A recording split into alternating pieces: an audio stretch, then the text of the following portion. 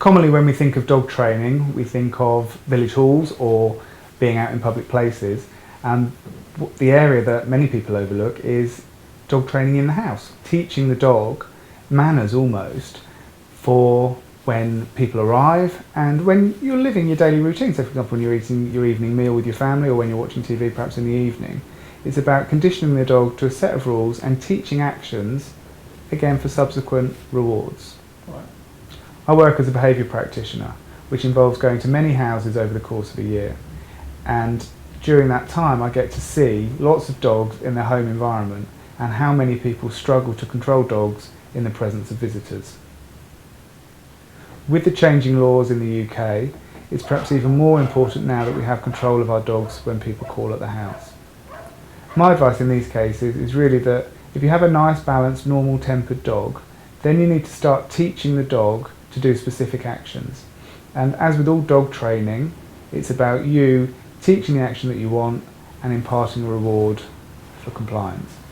And one of the very best areas I find is to teach the dog to go on the bed on command. So the dog will go on the bed and allow people to come into the house.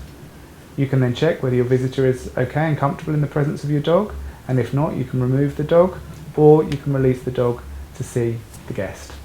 When you have callers to the house and people knock on the door or ring the bell, that can be a trigger for dogs to become very excited.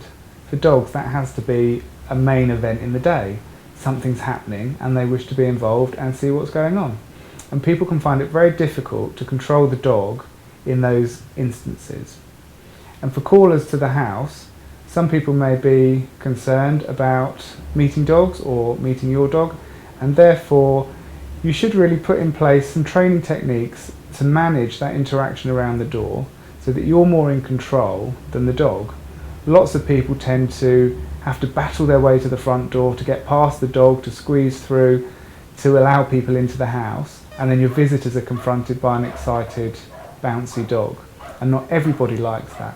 So if you can start to employ some common sense rules around the house to manage your dog and to make you more in charge and to make your visitors feel much more comfortable entering your home.